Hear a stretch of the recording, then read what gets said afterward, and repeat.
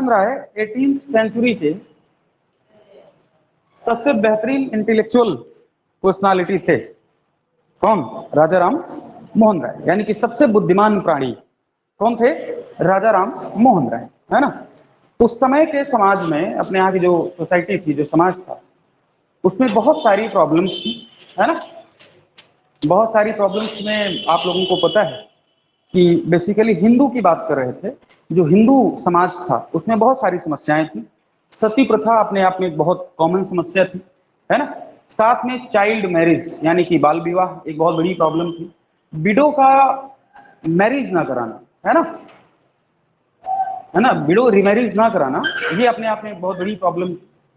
साथ में कन्या भ्रूण हत्या, यानी कि अगर बच्ची है, उसका जन्म हो रहा है, तो उसकी हत्या कर देना, ठीक बात है, दूध में डुबा करके उसको मार देना। इसके अलावा अगर कोई बच्ची जिंदा बच गई, है ना, तो उसको संपत्ति से और शिक्षा से हमेशा हमेशा के लिए वंचित कर दिया जाता था, यानी कि वो अपने पास धन और शिक्षा नहीं रख सकते थे। समझ आ रहा है? इस तरह की बहुत बड़ी प्रॉब्लम्स हमारे सामने थी। इन्हीं प्रॉब्लम में से एक और प्रॉब्लम है जिसका नाम है नर बलि और ठगी। ये दो प्रॉब्लम हो रहे, यानी कि डकैत टाइप के जो लोग थे वो अपनी देवी को खुश करने के लिए लोगों की बलि दिया करते थे, उसे कहा जाता था नर बलि, है ना। इसके अलावा भी एक प्रॉब्लम हुआ करती थी जो ब्रिटिश की प्रॉब्लम थी, हमारे समाज में ब्रिटिशों की प्रॉब्लम थी। वो प्रॉब्लम है जस्टिस को लेकर के, यानी कि न्याय व्यवस्था को लेकर के, यानी कि जूरी सिस्टम को लेकर के। हिंदुओं में न्याय करने का जो सिस्टम था वो हिंदू धर्मशास्त्रों के अनुसार दिया जाता था न्याय। अगर किसी दो हिंदू में आपस में डिस्प्यूट हो गया, है ना, अगर किसी दो हिंदू में आपस में डिस्प्यूट हो गया, तो उन दोनों के बीच में जो जस्टिफिकेशन होने वाला है वो हिंदू लॉ के अनुसार होने वाला है। क्लियर हो रहा है? मनुस्मृति या याज्ञवल्क्य की स्मृति के अकॉर्डिंग या नारद स्मृति के अकॉर्डिंग होना था इसका डिसीजन। ठीक उसी तरह से अगर किसी मुस्लिम पर्सन में, दो मुस्लिम पर्सन है, उनके आपस में डिस्प्यूट हो गए, तो शरीयत के बेस पर उनका डिसीजन आना था। क्लियर हो रही है बात? लेकिन अब इस बात को जरा समझो, जूरी सिस्टम क्या है। जूरी सिस्टम जो है उसमें ये मसला होता था कि जो ईसाई लोग थे, है ना, जो ईसाई लोग थे वो अपने आप को सुप्रीम समझते थे और अपने आप को बड़ा हायर ब्लड का मानते थे, और उनको लगता था कि दुनिया के जो सबसे समझदार और जो एलीट क्लास है वो ईसाई क्लास ही है, क्रिश्चियन क्लास ही है। हिंदू क्लास और मुसलमान क्लास ये दोनों बकवास क्लास हैं, है ना। वो इनको बहुत मतलब बुरी नजर से देखते थे कि गंदे लोग हैं, सिविलाइज्ड लोग हैं, इस तरह से, पढ़ने लिखने की तमीज नहीं इनके पास, है ना। तो इस तरह की बातें हम लोगों के लिए करते थे। जूरी सिस्टम में ये होता था कि एक ईसाई व्यक्ति हिंदुओं के मुकदमे भी सुन सकता है और मुसलमानों के भी मुकदमे को सुन सकता है, लेकिन एक हिंदू व्यक्ति या एक मुसलमान व्यक्ति कभी भी ईसाई व्यक्तियों के मुकदमे को नहीं सुन सकता। ये एक बड़ी प्रॉब्लम चल रही थी जिसके खिलाफ राजा राम मोहन राय आवाज उठा रहे। ठीक बात है। तीसरा इंपॉर्टेंट काम कि उस समय तक अपने समाज में इतनी जागृति नहीं आ पाई थी, इतना बड़ा पुनर्जागरण नहीं हो पाया था कि लोग तलवार से ज्यादा कलम को ध्यान में देते। लोग तलवार उठाना ज्यादा पसंद करते थे, है ना, कलम उठाना कम पसंद करते थे। जबकि तलवार से ज्यादा धार होती है कलम में, तलवार से ज्यादा धार होती है कलम में। इस बात का पुख्ता उदाहरण मिलता है अकबर के समय। किसके समय? अकबर के समय। क्या मतलब? अब्दुल्ला उज्बेक नाम का एक बहुत बड़ा दुश्मन हुआ करता था अकबर का, सबसे बड़ा प्रतिद्वंदी था वो। कौन? उज्बेक नाम का एक सरदार हुआ करता था, वो कट्टर दुश्मन माना जाता था अकबर का। उसने इस बात को बोला है कि मुझे अकबर की तलवार से डर नहीं लगता है, मुझे अकबर की तलवार से डर नहीं लगता है जितना कि अबुल फजल की कलम से डर लगता है। अबुल फजल की कलम से डर ज्यादा लगता है, अकबर की तलवार से तो मैं डरता ही नहीं। क्या मतलब हुआ कि अकबर की तलवार बस इतना ही करेगी ना कि गर्दन काट के अलग कर देगी और वहीं पर सारा का सारा खेल खत्म हो जाएगा। लेकिन जो अबुल फजल है वो अपने कलम के माध्यम से इतिहास का लेखन करता है, और अगर उसने इतिहास में हमारे कैरेक्टर को, हमारे चरित्र को बहुत गंदा दिखा दिया तो हमारी आने वाली जो पीढ़ियां हैं वो हमें बड़ी कुदृष्टि से देखना पसंद करेंगे। हमें हिस्टोरिकल कैरेक्टर कहाँ माना जाएगा, फिर हम हीरोइक पर्सनालिटी में कहाँ आ पाएंगे। अकबर हमेशा के लिए हीरो हो जाएगा, यानी कि अबुल फजल ऐसा एक इतिहास लिखेगा जिसमें अकबर हीरो दिखाई देगा और हम विलन दिखाई देंगे, और हमारे यहाँ आने वाली जो पीढ़ियां हैं वो हमें बेइज्जत करेंगी, बदनाम करेंगी कि ऐसा बकवास टाइप का राजा हमारे देश में हुआ। तो उसने कहा कि इस बात की वजह से हमें डर लगता है कि हमें अकबर की तलवार से डर नहीं लगता है, हमें डर किससे है, अबुल फजल की कलम से डर। ठीक वही व्यवस्था हमारे यहाँ उस समय के समाज में, लोग पढ़ना लिखना नहीं जानते थे बेसिकली, है ना, पढ़ाई लिखाई में इंटरेस्ट कम होता था, मार काट करने में ज्यादा इंटरेस्ट होता था। जैसे आज भी गांव में चले जाओ, जहां भी ट्राइबल एरिया होगा, जहां भी ऐसे रूरल सोसाइटीज होंगी, वहां पर आपको कलम बहुत कम दिखाई देगी, मारकाट वाला काम ज्यादा दिखाई देगा। होता आज भी गांव में जाकर के देखो, मारकाट करने वाले लोग ज्यादा हैं, पंचायत करने वाले लोग ज्यादा हैं। जैसे भी तुम लोग हो, बाहर निकलोगे तो कोनो किसी टॉपिक पर बात कर रहा है, तो कोनो किसी टॉपिक पर, कोनो वीडियो की, अरे वीडियो वैकेंसी आ गई भैया, जी जी, क्या क्वालिफिकेशन है उसकी, हाँ ये अच्छा सी मांग रहे हैं और शायद पेट वाले अप्लाई करेंगे। तो ये बात होती है। गांव में क्या पंचायत होगी, फलाने की लड़कियां कहा उधर देखे तुम हैं, ये सब पंचायत होती है वहां। उनको पता ही नहीं वीडियो का फुल नेम क्या है, उनको नहीं पता है, ट्रिपल सी क्या होता है, ओ लेवल क्या होता है, उनको जानकारी है नहीं। क्यों, उनको मतलब है नहीं, इंटरेस्ट नहीं है ना, इस वजह से। तो सोसाइटी अपने आप को डे बाय डे चेंज करती है, और हर समाज के चेंज होने में लगभग 10 साल का टाइम लगता है। हर समाज के चेंज होने में, अपनी आइडियोलॉजी को चेंज करने में लगभग 10 साल का टाइम लगता है, आसानी से चेंज नहीं होती है सोसाइटी। तो इस तरह की बहुत सारी मेजर प्रॉब्लम हमारे समाज में हुआ करती थी, और इन सभी समस्याओं के बीच में एक महापुरुष का जन्म हुआ जिसका नाम राजा राम मोहन राय था। एक ब्राह्मण फैमिली में 1772 में इनका जन्म होता है, कलकत्ता में इनका जन्म होता है ना, ब्राह्मण फैमिली में इनका जन्म हुआ कलकत्ता में। ठीक, क्योंकि ब्राह्मण क्लास में जन्म हुआ, तो ब्राह्मणों का शुरुआत से ही पेशा रहा है अध्ययन और अध्यापन का, लर्निंग और टीचिंग का इनका हमेशा से ये पेशा रहा है, इनका काम रहा है। ठीक, तो इनके माता पिता ने इनको शुरुआत में जो स्कूलिंग होती है वो बहुत अच्छे तरीके से कराई।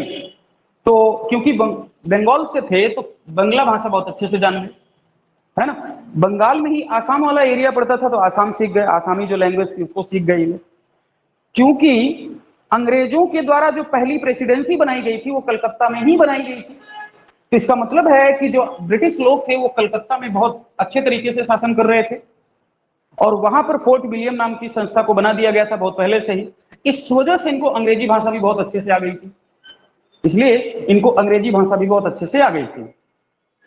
साथ में जब आप मिडिल फेज को पढ़ोगे तो आपको पता चलेगा कि बंगाल में बहुत सारे सूफी संत भी हुए, बहुत सारे मुस्लिम स्कॉलर भी हुए। इस वजह से मुस्लिमों के प्रभाव में आकर के, मुसलमान संतों के प्रभाव में आकर के अरबी, फारसी और तुर्की भी सीख ली इन्होंने, अरबी और फारसी और तुर्की भी सीखी इन्होंने। कुछ समय के लिए ये बनारस आए, तो बनारस आने के बाद इन्होंने हिंदी और संस्कृत भी सीख ली। समझ में आया, हिंदी और संस्कृत भी सीखी। ठीक, यूरोपियन कॉन्टिनेंट में ईसाई और मुसलमानों के द्वारा बहुत सारे इजरायली यानी कि यहूदियों को मार करके भगा दिया गया था, तो बहुत सारे यहूदी उस समय भाग करके हमारे इंडिया भी आए थे। तो उन यहूदियों से संपर्क होने की वजह से राजा राम मोहन राय हिब्रू भाषा भी सीख गए थे, हिब्रू लैंग्वेज। समझ में आ रही है? तो जो यहूदी होते हैं वो हिब्रू लैंग्वेज बोलना पसंद करते हैं। ठीक है, जैसे एक ब्रिटिश व्यक्ति या ईसाइयत का व्यक्ति इंग्लिश बोलेगा, मुसलमान व्यक्ति अरबी, फारसी या तुर्की या उर्दू बोलेगा, एक हिंदुस्तानी व्यक्ति क्या बोलेगा, हिंदी बोलेगा। वैसे ही एक यहूदी व्यक्ति हमेशा क्या बोलता है, हिब्रू लैंग्वेज बोलता है। हिब्रू एक भाषा होती है ना, तो उस भाषा को बोलते हैं। इस तरह से लगभग लगभग राजा राम मोहन राय बहुत कम उम्र में ही लगभग 12 से 15 लैंग्वेज को सीख चुके थे। 12 से 15 लैंग्वेज को सीखना आसान बात नहीं। क्लियर हुआ?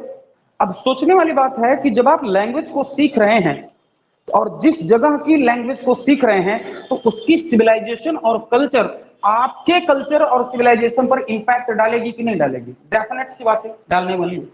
जैसे अभी आप राजस्थान में कुछ दिन जाओ और वहां पर रहो, उनके लोगों के संपर्क में आओ, तो आपका ड्रेसिंग सेंस और आपके खाने का तरीका बदल जाएगा।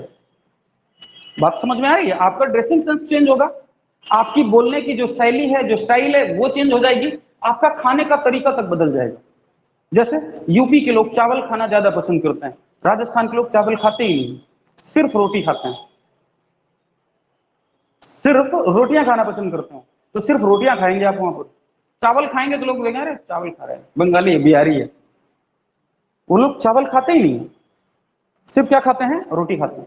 जैसे हम लोग क्या करते हैं कि दाल चावल रोटी सब्जी लेके बैठ गए, एक लोटा पानी लेके बैठ गए, यही तो करते हैं। अपने अपने आगे बात करो, होता है ऐसे बैठती हूँ खाने के लिए खूब बढ़िया 4-5 रोटी और आधी थाली पूरा चावल इतना है, लेके बैठ गए, ऐसे बैठती हो? चावल नहीं पसंद लोग? चलो ठीक है, कोई बात नहीं। तो लेकिन ये अपने यहाँ की यूपी की महिलाओं की या बिहार की महिलाओं की ये कॉमन समस्या है कि जब तक चावल नहीं खाते तब तक पेट ही नहीं भरता।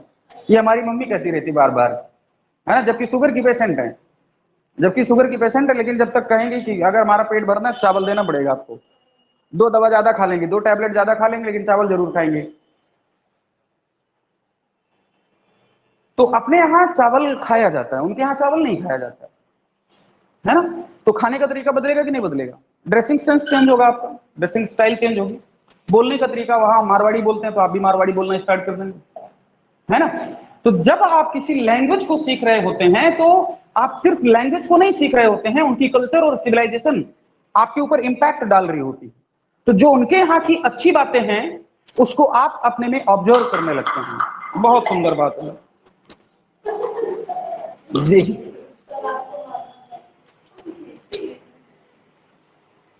ठीक है, तो एक सोचने वाली बात यह है कि राजा राम मोहन राय के अगर वो 10 से 15 भाषाओं के ज्ञाता हैं, इतनी सारी ऑफिशियल मतलब भाषाओं को जानते हैं, इसका मतलब है कि इतनी सारी मिली जुली संस्कृतियों को वो सीख चुके होंगे, अपने अंदर अडॉप्ट कर चुके होंगे। तो बहुत सारी जितनी भी संस्कृतियां हैं, जितनी भी सिविलाइजेशन है, उन सभी सिविलाइजेशन में, उन सभी कल्चर में कुछ ना कुछ तो अच्छी बातें होंगी ना। चाहे वो जैनिज्म हो, चाहे बुद्धिज्म हो, चाहे इस्लामिक हो, चाहे यहूदी हो, चाहे वो ईसाइयत के लोग हो, चाहे जो भी लोग हैं, उन सभी धर्मों में कुछ ना कुछ अच्छी बातें तो हैं। हाँ सर, ओके सर, हाँ थोड़ा लेट चलेगा। हाँ, आप कहाँ हैं? तो आज तो सब लोग पहुंचेंगे सर, आज तो थोड़ा लेट चले जाएंगे। हाँ, आप तो रहेंगे ही ना। फिर जब आप हैं दारो मदार, आप ही काम है।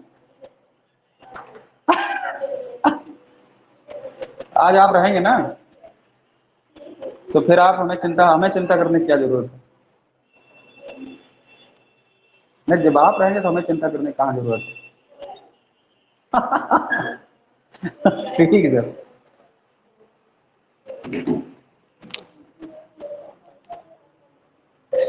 हाँ, समझ में आ रही मेरी बात? तो अब जब इतनी सारी लैंग्वेज को सीख रहे होंगे, लैंग्वेज को सीखने के क्रम में ये आदमी उनके टेक्स्ट बुक को नहीं पढ़ रहा होगा क्या? डेफिनेट सी बात है। जब आप उनकी लैंग्वेज को सीख रहे होंगे तो सीखने के क्रम में कुछ उनकी लैंग्वेज, उनकी जो टेक्स्ट बुक्स हैं, उनको भी पढ़ने में आपको इंटरेस्ट आएगा, है ना। जैसे अपने साथ इस चीज को अप्लाई करके देखिए, जैसे आपको कोई चीज नहीं आती, जैसे मान लो अंग्रेजी कम आती है, अंग्रेजी में इंटरेस्ट बढ़ाओ, 10-15 दिन अंग्रेजी पढ़ो, है ना, अंग्रेजी पढ़ने लगे आप। तब जब आप अंग्रेजी पढ़ने लगेंगे और डे बाय डे कुछ सीखने लगेंगे, तब आपको इंटरेस्ट जगेगा, अच्छा ये भी पता कर लें क्या। तब आप बहुत सारे जो नॉवेल लिखे हुए लोग हैं, उन नॉवेल्स के नाम पता करने की कोशिश करेंगे, जिन्होंने नॉवेल लिखा है उनके बारे में जानने की कोशिश करेंगे, उनके सब्जेक्ट को जानने की कोशिश करेंगे, नहीं जानने की कोशिश करेंगे।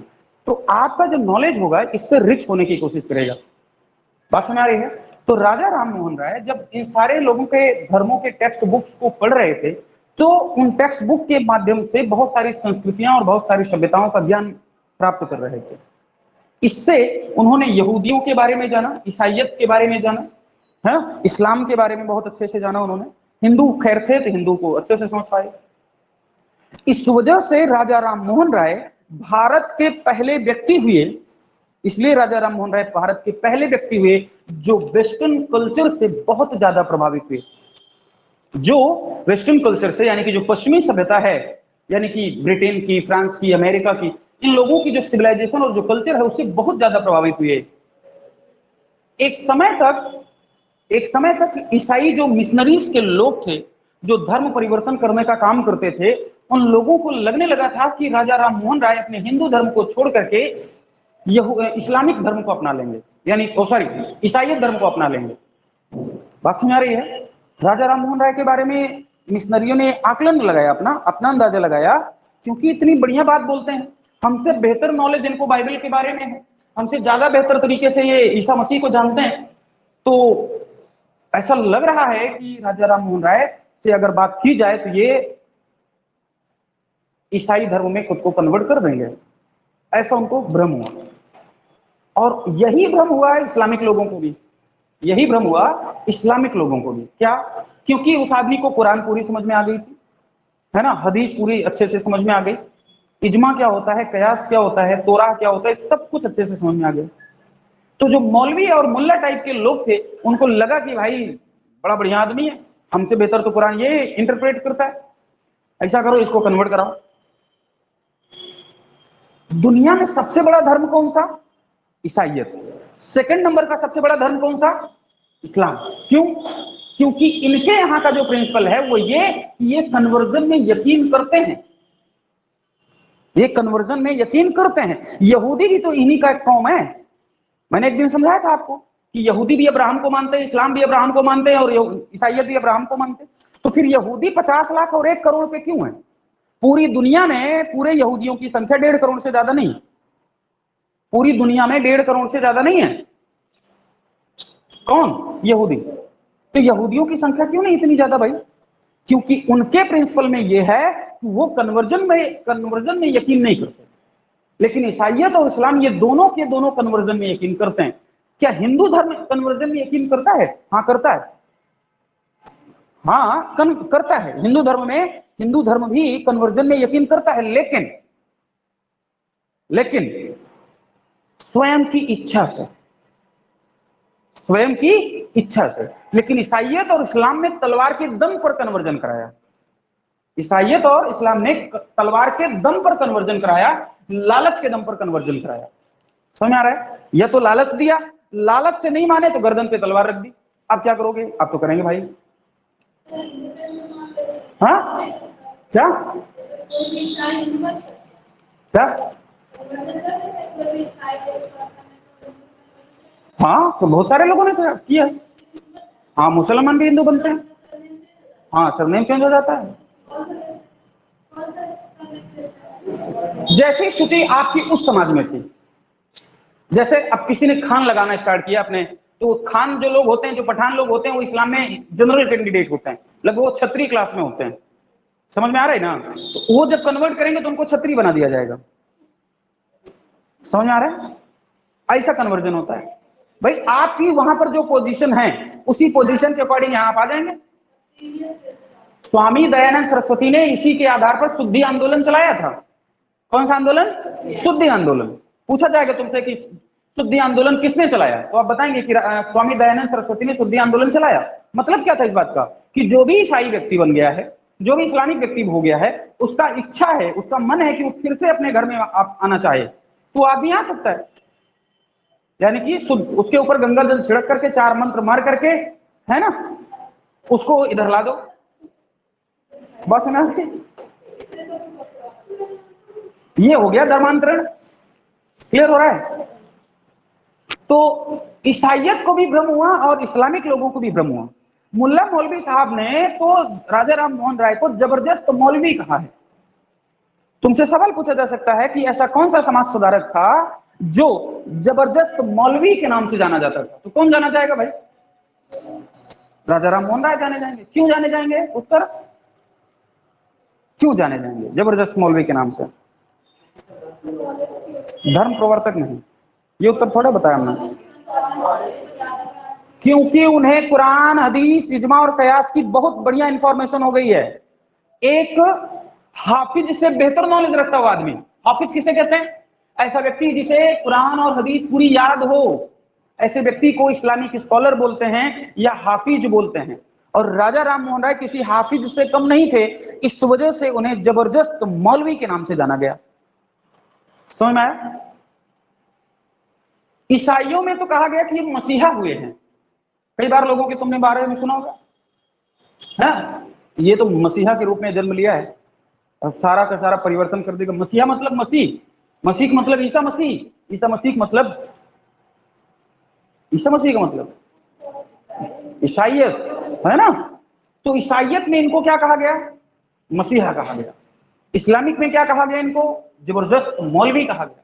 और हिंदुत्व में क्या कहा गया? भारतीय पुनर्जागरण के प्रणेता या हिंदू आधुनिक भारत के जनक, इस तरह का टाइटल इनको दिया गया।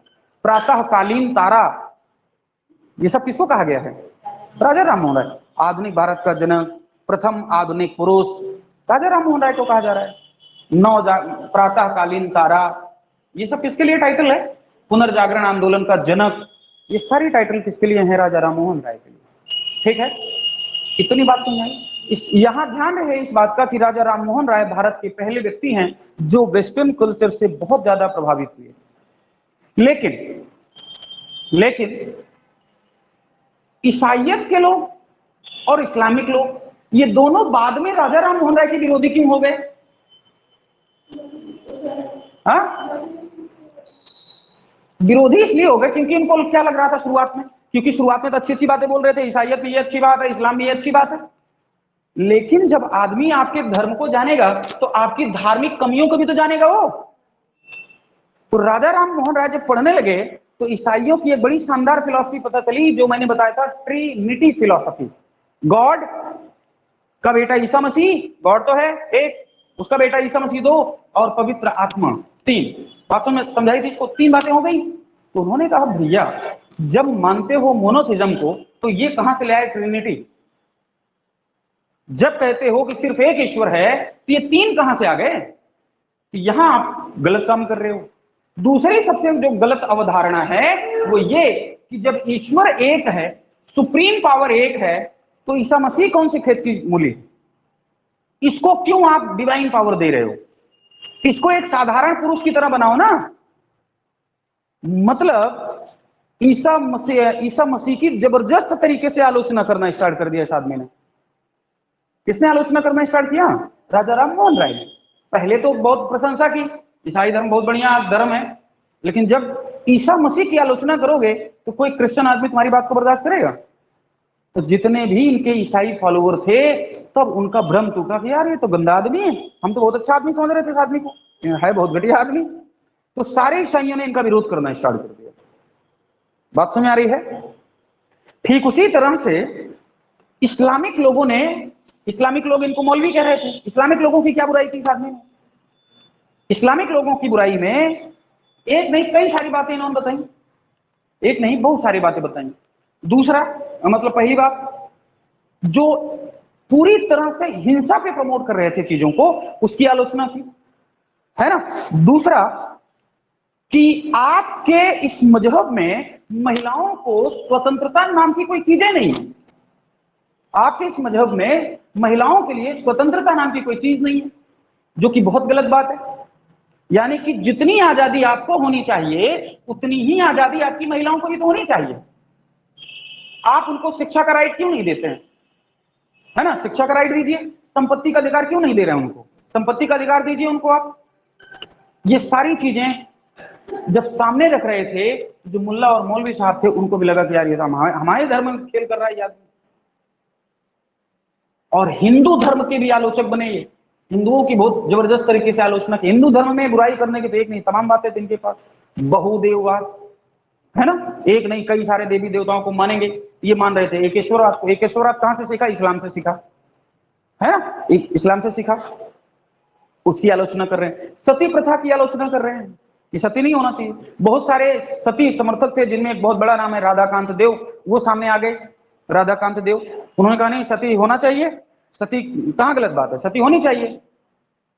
तो राजा राम मोहन राय ने पूछा राधाकांत से, दोनों के बीच में डिबेट हुई, लगभग लाखों की भीड़ एकत्रित हुई, लाखों की भीड़ एकत्रित हुई। राजा राम मोहन राय एक साइड और राधाकांत देव प्लस उनके बहुत सारे फॉलोवर एक साइड। राजा राम मोहन राय ने इन सभी फॉलोअर्स को चैलेंज कर दिया। उन्होंने कहा कि आज मुझे सती प्रथा के इस मुद्दे पर आप लोग हरा दो तो मैं अपनी सती प्रथा को खत्म करने की जो डिमांड है उसको हमेशा हमेशा के लिए रद्दी की टोकरी में डाल दूंगा। राधाकांत देव ने इस चैलेंज को एक्सेप्ट कर लिया और कलकत्ता में इन दोनों के बीच में जबरदस्त तरीके की डिबेट हुई, बहस हुई। राजा राम मोहन राय कह रहे हैं और राधाकांत देव कह रहे हैं कि महिलाएं प्राकृतिक तौर पर पुरुषों से कमजोर होती हैं। क्या तर्क दे रहे हैं कि महिलाएं नेचुरल तरीके से, अगर बॉडी के हिसाब से देखें तो महिलाएं पुरुषों की अपेक्षा कमजोर होती हैं, शारीरिक तौर पर भी कमजोर होती हैं और मानसिक तौर पर भी कमजोर होती हैं। ऐसा कौन तर्क दे रहा है? राधाकांत देव तर्क दे रहा है, कह रहा है कि आप इस बात पर यकीन करते हैं, ऐसे यकीन दिलवा रहा, कह रहा था इस बात पे बताओ भरोसा है तुम्हें, है कि महिलाएं प्राकृतिक तौर से कमजोर होती हैं पुरुषों की अपेक्षा। अगर वो ईश्वर है कोई, क्योंकि वो तो समर्थक था भगवान का, वो ये कह रहा था कि भगवान ने अगर महिलाओं को शारीरिक तौर से पुरुषों से कमजोर बनाया है तो कुछ सोच समझ के ही बनाया होगा ताकि ये उनके अधीन रहें। दूसरा, अगर वो शारीरिक तौर से कमजोर बना रहा है तो ऑब्वियस सी बात है मानसिक रूप से भी कमजोर बना रहा होगा। तर्क है, देखो कितना जबरदस्त, क्या बता रहा है? ऑब्वियस सी बात है कि जब शारीरिक तौर से कमजोर बनाया तो मानसिक तौर से भी उसने महिलाओं को कमजोर ही बनाया। और महिलाओं की जो स्वतंत्रता की बात करते हैं या सती की बात करते हैं, ये हमारे यहां का धार्मिक मामला है और महिलाएं स्वेच्छा से सती होती हैं। हमारे समाज में महिलाएं स्वेच्छा से सती होती हैं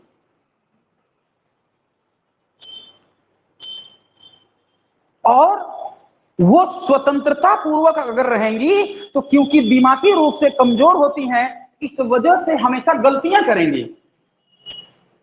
क्योंकि दिमागी रूप से कमजोर होती हैं इसलिए हमेशा गलतियां करेंगी। इसलिए हर महिला के ऊपर एक पुरुष का वर्चस्व होना चाहिए। ये सारे तर्क कौन दे रहा था? राजा राम मोहन राय तर्क दे रहा था, और सॉरी राधाकांत देव तर्क दे रहा था। तो राजा राम मोहन राय वेद और उपनिषद खोल के बैठे थे, वेद और उपनिषद खोल के बैठे थे। पहली बात कही उन्होंने कि एक बात बताओ, ये जो 4 वेद हैं और ये जो 108 उपनिषद हैं, इस पर यकीन करते हो? जी करते हैं। इसमें जो बातें लिखी गई होंगी उस पर यकीन करते हो? 100%, ये तो ईश्वर की वाणी है।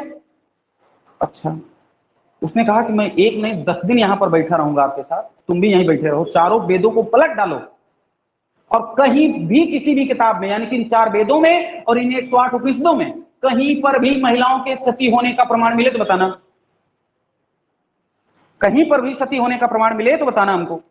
दूसरा, इन किताबों में कहीं भी बहुत सारे देवताओं की पूजा करने का कॉन्सेप्ट हो तो हमको बताना। तीसरा, इसमें जब पढ़ोगे, वेदों को पढ़ोगे चारों और 108 उपनिषदों को पढ़ोगे तो गार्गी, मैत्रेयी, अपाला, घोषा, निकिता, निमावरी, ऐसी असंख्य महिलाएं नजर आएंगी आपको, असंख्य महिलाएं। और तुम्हें मैं बता दूं, क्योंकि वेदों का ज्ञाता तो आदमी, उसने कहा कि मैंने वेदों को पढ़ने के दौरान ये पता किया कि गार्गी नाम की एक महिला ने याज्ञवल्क्य को डिबेट में हरा दिया।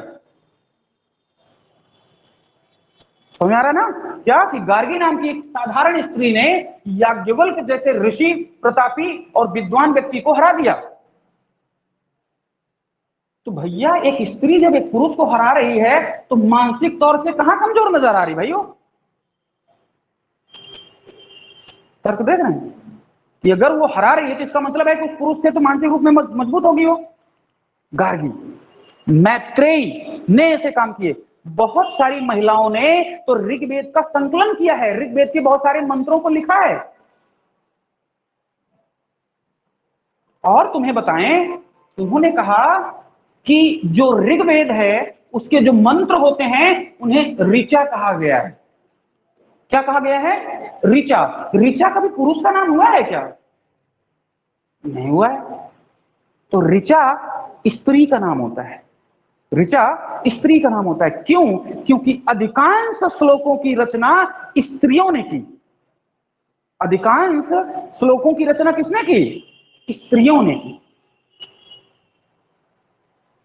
और हमारे यहां अमाजू नाम की भी महिलाएं हैं इसी ऋग्वेद में। अमाजू का मतलब ऐसी स्त्री जो विवाह नहीं करना चाहती है तो पूरे जीवन अविवाहित रह सकती है, ऐसी महिला का नाम मिलता है अपाला। अपाला एक ऐसी महिला है जो अमाजू की तरह पूरा जीवन सर्वाइव की है, यानी कि उसने कभी भी मैरिड किया ही नहीं, इंडिपेंडेंट रही, अपने माता पिता के साथ में रही। घोषा नाम की एक महिला थी जिसको कुष्ठ रोग हो गया था, व्हाइट कलर का होता ना रोग, वो रोग हो गया था।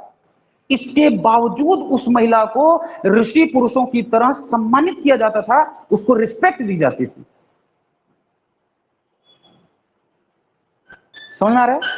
निवावरी नाम की एक महिला है जो युद्ध के मैदान में जाती है और युद्ध के मैदान में उसका एक पैर कट जाता है और भाग करके देवताओं के चिकित्सक या डॉक्टर अश्वनी देवताओं के पास में आती है और अश्वनी देवता उसके कटे हुए पैरों को आर्टिफिशियल पैर लगाते हैं। फिर वो महिला युद्ध के मैदान में जाती है और फिर युद्ध के मैदान में जाने के बाद उस युद्ध को जीतती है। ये उस युद्ध को लीड कर रही होती है वो महिला और वो युद्ध को जीत करके आती है। तो भैया कहां से शारीरिक रूप से कमजोर हुई वो महिला? जिस महिला का पैर कट गया हो और आर्टिफिशियल पैर के सहारे पर उसने पूरे युद्ध का संचालन किया हो, सिर्फ संचालन ही ना किया हो, पुरुषों की मित्र मंडली को हराया हो और जीत का सेहरा अपने सर पर बांधा हो, तो शारीरिक रूप से कमजोर कैसे हो सकती है? और यह भी लिखा गया वेदों में कि उस महिला ने एक हाथ से तलवार नहीं चलाई, अपने दोनों हाथों से तलवार चलाई। तुम्हारे पुरुष ने आज तक कितने हाथ से तलवार चलाई? देखा है ना, उसने अकेले 2 हाथ से तलवार चलाई। जाना है? राधा कांत देव और उनके चेले सब बैठे रहे, क्योंकि ऐसे तर्कों का कोई जवाब है? क्योंकि पहले हामी भरा लिया वो आदमी, पहले हामी भराया और खुद बोले हो कि ईश्वर की वाणी है। भाई ऋग्वेद तो अपौरुषेय हैं जिनकी रचना पुरुष ने किया ही नहीं, ये तो ईश्वर ने लिखे हैं। फिर ईश्वर तुम्हारा अगर गलत लिखेगा तो फिर कैसी बात बनेगी भाई? अगर तुम कहोगे कि ऋग्वेद झूठा है, ये सारी जो बातें लिखी गई सब झूठी हैं, तो फिर तो तुम्हारा शास्त्र खतरे में आ जाएगा, तुम्हारा धर्म एकदम धर्म की नींव हिला दोगे तुम। राधा कांत देव और उनके सारे चेले अवाक रह गए, यानी कि आवाज नहीं निकली। अंतिम में कंक्लूजन देते हुए राजा राम मोहन राय ने कहा, अरे एक बार महिलाओं को पढ़ने का मौका तो दो, एक बार हमारी महिलाओं को पढ़ने का मौका तो दो, सीखने का मौका तो दो इनको। पढ़ाने और लिखाने के बाद भी अगर हमारी महिलाएं कमजोर हो जाएं, तब भी मैं मानने को रेडी हूं कि हमारी महिलाएं मानसिक रूप से कमजोर होती हैं, लेकिन एक बार मौका तो दो।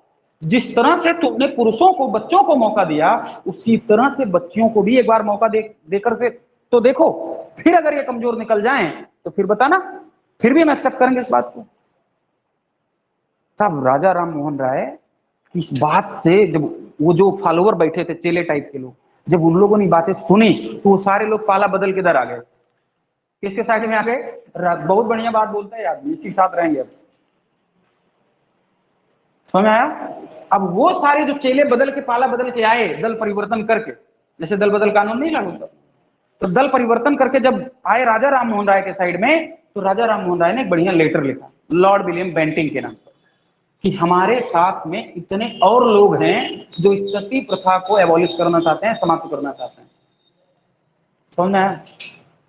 तो राजा राम मोहन राय और उनके जो फॉलोअर बने हुए थे, अब वो सारे लोगों ने एक लेटर लिखा लॉर्ड विलियम बेंटिंग को। लेटर लिख करके भेजा गया लॉर्ड विलियम बेंटिंग को।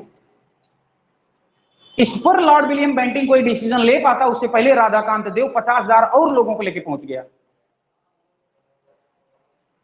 उसने कहा ये सब प्रोपेगेंडा है, ये सारी बातें मनगढ़ंत है, ऐसी कोई बात है ही नहीं। अगर आपने हमारे धार्मिक और सामाजिक मामलों में इंटरफेयर करने की कोशिश की तो इसका परिणाम बहुत बुरा होगा। लॉर्ड विलियम बेंटिंक फिर भी डरा है। आसानी से थोड़े परिवर्तन थोड़ा हो जाता आसानी से। और फिर राजा राम मोहन राय बहुत सारे मिशनरीज को लेकर के, वेदों का सहारा लेकर के, क्योंकि उस समय तक एशियाटिक सोसाइटी या बंगाल की स्थापना हो चुकी थी। एशियाटिक सोसाइटी या बंगाल जो कि विलियम जोन्स ने 1784 में बनाई थी, उस समय तक बहुत सारी किताबों को इंग्लिश में ट्रांसलेट किया जा चुका था। और राजा राम मोहन राय ने उन इंग्लिश में ट्रांसलेट हुई बुक्स को लॉर्ड विलियम बेंटिंक को दिखाया और अपनी सारी बातों की दलील को टेक्स्ट बुक यानी कि रिलीजियस जो टेक्स्ट बुक थी उनके माध्यम से वेरीफाई कराया। उन्होंने कहा देखो मैं जो बातें बोल रहा हूँ सही। इन आधारों पर लॉर्ड विलियम बेंटिंक ने, है ना, इन आधारों पर लॉर्ड विलियम बेंटिंक ने सर्वप्रथम इसका एक प्रैक्टिकल किया 1829 में 1829 में बंगाल में पहला सती प्रथा को जो समाप्त करने की जो पहली कोशिश की गई वो बंगाल से की गई, से पूरे भारत में नहीं। कहां की गई? बंगाल में की गई 1829 में नियम 17वें के द्वारा, सिर्फ और सिर्फ बंगाल में, क्योंकि ये प्रेसिडेंसी थी इनकी। फिर 1830 में सती प्रथा को समाप्त किया गया मुंबई और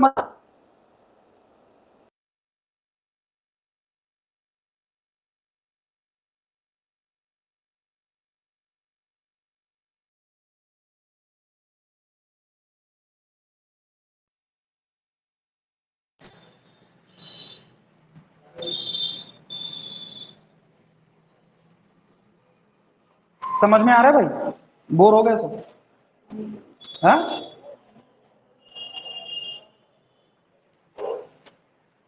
क्योंकि फालतू की प्रपंच वाली बातें चल रही हैं।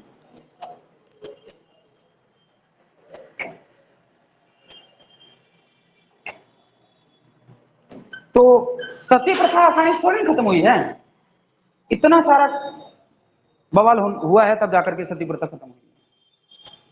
तो राजा राम मोहन राय ने सती प्रथा को खत्म किया। कल्पना ये बात सही है? ये बात सही है?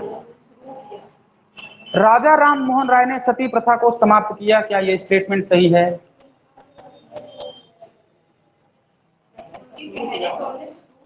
राजा राम मोहन राय ने सती प्रथा को समाप्त किया, ये स्टेटमेंट करेक्ट है या इनकरेक्ट है? इनकरेक्ट है, क्योंकि तुम्हारे पास लीगल अथॉरिटी नहीं है। लीगल अथॉरिटी थी किसके पास? लॉर्ड विलियम बेंटिंक के पास। समाप्त किसने किया? आपने एडवाइस की। आपने क्या किया है? एडवाइस किया है कि ऐसा होना चाहिए। अगर लॉर्ड विलियम बेंटिंक ना चाहता तो राजा राम मोहन राय सर पटक के रह जाते, कुछ नहीं कर पाते। समझ में आया? तो राजा राम मोहन राय अपनी इस आइडियोलॉजी को, अपनी इस विचारधारा को आगे बढ़ाने के लिए, लोगों में जागरूकता फैलाने के लिए बहुत सारे संस्थानों की स्थापना करते हैं और बहुत सारे पत्र और पत्रिकाओं की रचना करते हैं, है ना। इसी क्योंकि सबसे पहले पत्र और पत्रिकाओं की और किताबों की रचना करने वाले व्यक्ति थे, इस वजह से राजा राम मोहन राय को भारतीय पत्रकारिता का जनक माना जाता है। भारतीय पत्रकारिता का जनक माना जाता है। सवाल पूछा गया था पीसीएस में कि पत्रकारिता की वजह से जेल जाने वाले पहले व्यक्ति कौन? सवाल समझ में आ रहा है मैं क्या बोल रहा हूं? पत्रकारिता का जनक, भारतीय पत्रकारिता का जनक किसको माना गया? राजा राम मोहन राय को। पत्रकारिता की वजह से, यानी कि पत्र में, मैगजीन में आपने कुछ ऐसा लिखा होगा जिसकी वजह से ब्रिटिश गवर्नमेंट ने आपको जेल में डाला होगा, तो ऐसा पहला व्यक्ति कौन? तो बाल गंगाधर तिलक। क्या नाम है उस आदमी का? बाल गंगाधर तिलक। कहीं कहीं किताबों में सुरेंद्र नाथ बनर्जी भी लिखा मिलेगा आपको, लेकिन वो इनकरेक्ट है, वो दूसरे व्यक्ति हैं। पत्रकारिता के लिए जेल जाने वाले जो पहले व्यक्ति हैं उनका नाम है बाल गंगाधर तिलक, और पत्रकारिता के लिए जेल जाने वाले जो दूसरे व्यक्ति हैं उनका नाम है सुरेंद्र नाथ बनर्जी या एसएन बनर्जी, या जिन्हें बंगाल का बेताज बादशाह कहा जाता है। क्या कहा जाता है? सुरेंद्र नाथ बनर्जी को बंगाल का बेताज बादशाह कहा जाता है। समझ में आया? तो बाल गंगाधर तिलक को क्या कहा जाता है? तो बाल गंगाधर तिलक को भारत का बेताज बादशाह कहा जाता है। यहीं पगला जाओगे तुम। बाल गंगाधर तिलक भी बेताज बादशाह, बनर्जी भी बेताज बादशाह, कैसे सही हो रहा है? एक बंगाल का है और एक भारत का है। जैसे बंगाल का गवर्नर जनरल और भारत का गवर्नर जनरल, अंतर होता है। समझ आया? वारेन हेस्टिंग बंगाल का गवर्नर जनरल है और लॉर्ड विलियम बेंटिंक भारत का गवर्नर जनरल। डिफरेंस समझ में आया? तो एक एक प्रेसिडेंसी का है और एक पूरे भारत का गवर्नर जनरल है। ठीक उसी तरह से सुरेंद्र नाथ बनर्जी बंगाल के बेताज बादशाह, बेताज बादशाह मतलब बिना ताज का बादशाह, बिना थ्रोन और बिना इस मुकुट के बादशाह, वैसे ही बेताज बादशाह माने गए एस.एन. बनर्जी साहब, और भारत के माने गए बाल गंगाधर तिलक साहब। समझ में आया? तो भारतीय पत्रकारिता को स्टार्ट करने का क्रेडिट किसके पास में है? तो राजा राम मोहन राय के पास में है। क्लियर हुआ इतना? ठीक है। तो राजा राम मोहन राय ने अपने विचारों को प्रचारित और प्रसारित करने के लिए संवाद कौमुदी नाम की एक किताब लिखते हैं। कौन सी किताब? संवाद कौमुदी नाम की एक किताब लिखते हैं। तो सवाल ये पूछा जा सकता है आपसे कि जब राजा राम मोहन राय ने अपने विचारों का आदान प्रदान या विचारों का प्रचार प्रसार करने के लिए संवाद कौमुदी नाम की एक पत्रिका 1821 में निकालते हैं, तो इसके खिलाफ, तो इस संवाद कौमुदी के खिलाफ जो उनके आलोचक थे, उन्होंने संवाद कौमुदी का विरोध किस पत्रिका के माध्यम से किया? तो उस किताब का नाम है समाचार चंद्रिका। क्या नाम है? समाचार चंद्रिका। यानी कि राधाकांत देव वाला गुट निकाला इसको, समाचार चंद्रिका को। संवाद कौमुदी को किसने निकाला? राजा राम मोहन राय। समझ आया? तो संवाद कौमुदी के खिलाफ राधाकांत देव वाला कौन सा ग्रुप, कौन सा निकाला? समाचार चंद्रिका निकाला। जिस तरह से राजा राम मोहन राय ने अपने विचारों को प्रचार प्रसार करने के लिए आत्मीय सभा या ब्रह्म सभा बनाई या ब्रह्म समाज बनाया, उसी तरह से राधाकांत देव ने धर्म सभा बनाई। क्या बनाई? धर्म सभा बनाई। तो धर्म सभा किसने बनाई? राधाकांत देव ने। यहां थोड़ा सा कंपैरेटिव पढ़ो आप लोग। संवाद कौमुदी के खिलाफ क्या बनाई गई? समाचार चंद्रिका बनाई गई। समाचार चंद्रिका बनाई गई। और इधर ब्रह्म समाज के खिलाफ क्या बनाया गया? इधर ब्रह्म समाज के खिलाफ बनाया गया धर्म सभा। क्या बनाया गया? धर्म सभा। बनाने वाला कौन? वही राधाकांत देव।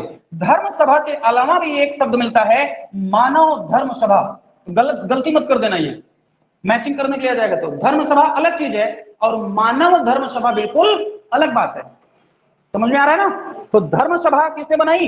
राधाकांत देव ने बनाई। किसने बनाई? राधाकांत देव ने बनाई। मानव धर्म सभा किसने बनाई?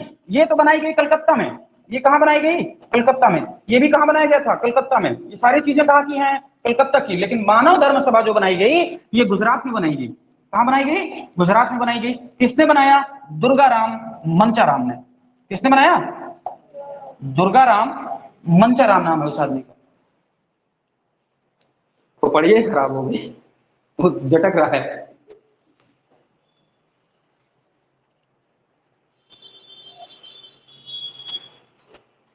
सवाल उठा करके देखना, ऐसे सवाल पूछे जाते हैं आप लोगों से?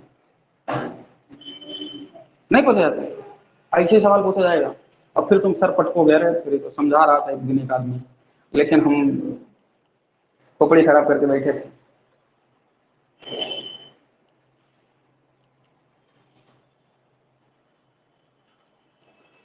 अब तो सबको पता हो गया ना, संवाद कौमुदी राजा राम मोहन राय लिखे, ब्रह्म समाज इन्होंने बनाया, ये तो सबको पता। अब इसके आगे क्या? अब आगे तो यही है। अब आगे का क्या? आगे यही है कि ब्रह्म समाज के खिलाफ कौन सा संगठन काम कर रहा था, ब्रह्म समाज के खिलाफ कौन सा संगठन बनाया गया था। तो कौन आएगा? धर्म सभा। जैसे जब आप ईस्ट इंडिया भारतीय राष्ट्रीय कांग्रेस पढ़ेंगे, तो भारतीय राष्ट्रीय कांग्रेस का विरोध किसने किया? सर सैयद अहमद खान ने विरोध किया है। तो ये तो सवाल पूछा गया पीसीएस में। अब सवाल ये भी पूछा जाएगा कि भाई अगर कांग्रेस बनाया गया तो ये एक संस्था थी, एक ऑर्गेनाइजेशन था, तो सर सैयद अहमद खान अगर विरोध कर रहे हैं तो किसी ना किसी पार्टी से विरोध कर रहे होंगे ना कोई संगठन बनाए होंगे। अब उस संगठन का नाम पूछा जाएगा, यूनाइटेड पैट्रियोटिक एसोसिएशन। ये संगठन बनाया उन्होंने। अगला स्टेप ये है, समझ में आ रहा है? तो राजा राम मोहन राय संवाद कौमुदी लिखते हैं इस वजह से, क्योंकि बहुत सारी पत्र और पत्रिकाओं का लेखन करते हैं, इस वजह से उन्हें भारतीय पत्रकारिता का जनक माना जाता है। क्या माना जाता है? भारतीय पत्रकारिता का जनक माना जाता है। ठीक बात है। तो बताओ, पत्रकारिता के लिए जेल जाने वाले पहले व्यक्ति कौन? हाँ, हम अभी चोटी उड़ा दें तुम्हारी।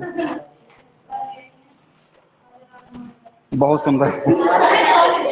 बाल गंगाधर तिलक। कौन थे? बाल गंगाधर तिलक। बहुत रूढ़िवादी आदमी थे, पता तुम्हें, बहुत रूढ़िवादी आदमी थे।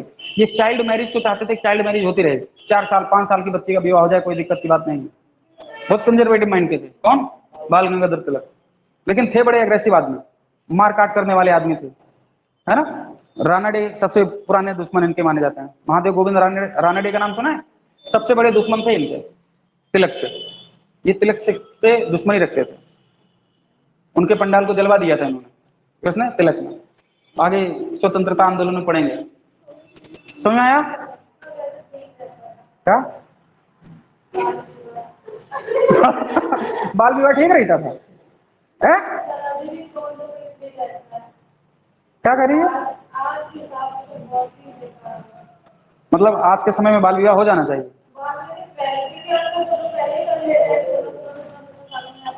भगवान कभी लिख के आना मत, नहीं 1 नंबर देगा नहीं कौनो।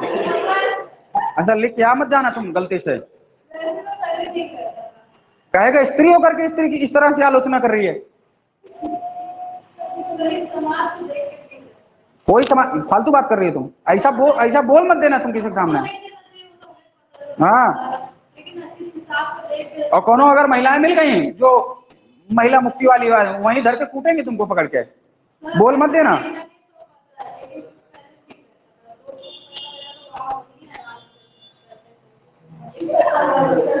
नहीं नहीं, ये सब ऐसा नहीं होना चाहिए।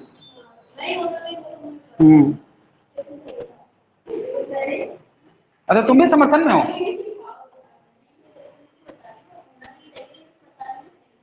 तो इस समर्थन में हैं आप? अच्छा आप समर्थन में नहीं है?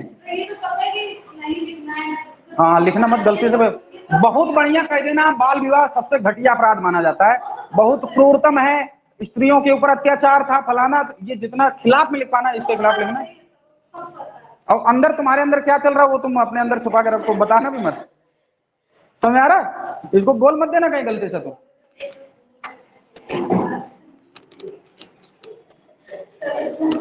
नहीं तुम कहना क्या चाह रहे इसके पीछे?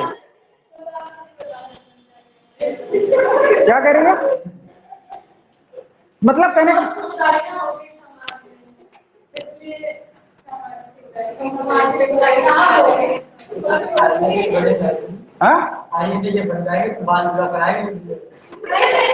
ये करवा देगी, ये करवा देगी, 2-4 विवाह तो करवा ही देगी। अगर इसको कलेक्टर का पद मिल गया तो 3-4 बाल विवाह कराई तो मानेगी। तो वहाँ पे जैसे यहाँ पे समाज चल रहा है कि बॉयफ्रेंड ये बवाल ये बवाल बहुत से बवाल है। आप लोग तुम्हारे कहने से नहीं है। तुम कितने दिन रही हो हरियाणा में? तुम कितने दिन रही हो राजस्थान में? सबसे ज्यादा मैरिटल अफेयर राजस्थान में होता है। सबसे ज्यादा एक्स्ट्रा मैरिटल अफेयर राजस्थान में हो रहा है। क्यों? मेरी बात सुनो, क्यों हो रहा है ऐसा हम तुम्हें बताएं। मैंने अपनी आंखों से 15 केस देखे हैं एक्स्ट्रा मैरिटल अफेयर। हुआ ये कि बचपन में शादी हो गई, बचपन में 5 साल की लड़की की शादी हो गई। अब जब वो 20 साल की हुई तो 20 साल तक तो ससुराल में गई नहीं। 20 जाती नहीं, मेरी बात ध्यान से समझो। 20 साल तक गई नहीं तो 20 साल तक वो किसी न किसी के प्रभाव में तो आएगी। और दूसरी, मेरी बात तो सुनो पहले, दूसरी, और जिसके साथ उसको जाना है वो गंदा आदमी निकल गया मान लो। मेरे सामने का केस है, मैं तुमको बता रहा हूं। मैं राजस्थान में 3 साल या 4 साल रुका हूं। मैं केस बता रहा हूं, ध्यान से सुनो अपनी आंखों का। मेरे साथ एक महिला मतलब टीचर थी, हम साथ में सारे लोग मिलकर पढ़ाते थे। हम लोगों को पता ही नहीं चल पाया 3 साल तक वो महिला मतलब मैरिड है। हम लोगों को पता ही, हम लोगों को लगा कि अनमैरिड लेडी है। तो बहुत सारे टीचर जब आपस में होते थे मजे लेते थे। हम किसी को पता ही नहीं था भाई कि ये मैरिड लेडी है, क्योंकि ना तो वो महिला कभी सिंदूर लगाए ना चूड़ी पहने, और वो यही सिंपल जैसे तुम लोगों ने ड्रेस ऐसे पहने ऐसे आती थी बन ठन के। हम लोग पता ही नहीं चला कि यार ये मैरिड है। बहुत बाद में पता चला हम लोगों को, लास्ट वाले समय में, जब हमारे एक टीचर ने उसको प्रपोज कर दिया। समझो बात को, जब उसने प्रपोज कर दिया तब उसने जाकर इस बात को ओपन किया कि नहीं मैं तो मैरिड हूं। समझो बात को। लेकिन वो लड़की हर हाल में उस आदमी से तलाक लेने के मूड में बैठी है, क्योंकि वो उसको पसंद नहीं है। समझ आ रहा है? करे कि हमें वो आदमी पसंद है नहीं। तो इस गलत इंपैक्ट पड़ा कि नहीं पड़ा? और आज की कंडीशन ये है कि बहुत कम हम लोग जानते हैं एक दूसरे के बारे में, ज्यादा पता भी करना, जब पता चला कि मैरिड है तो वैसे भी हम लोग संस्कारी आदमी तो दूसरे के मामले में इंटरफेयर करना ही बंद कर दिए।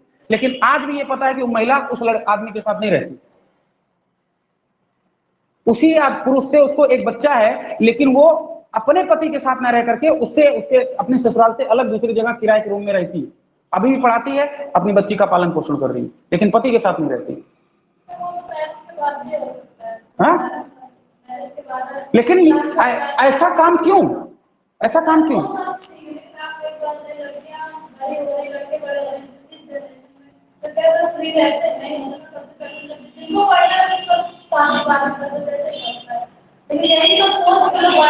अरे नहीं, ऐसा नहीं है, ऐसा नहीं है।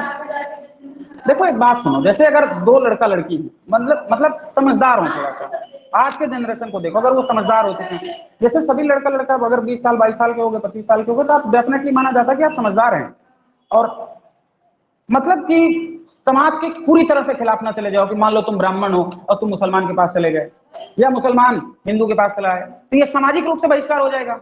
या सामाजिक रूप से, या तो आप ब्राह्मण हैं और दलित है तो भी इस तरह का काम मत करो, क्योंकि समाज आपको जीने नहीं देगा।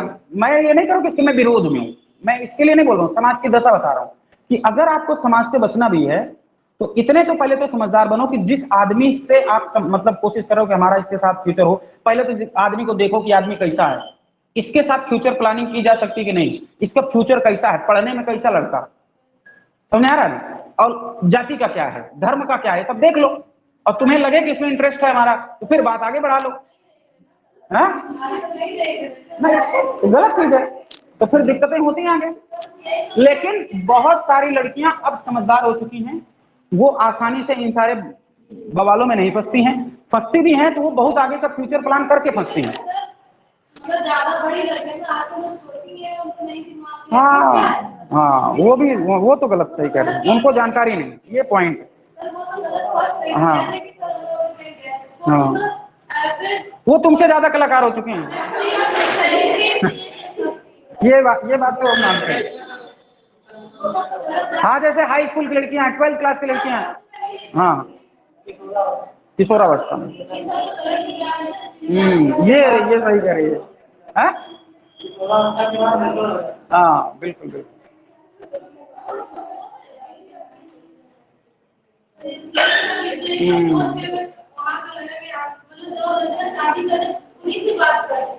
सही बात,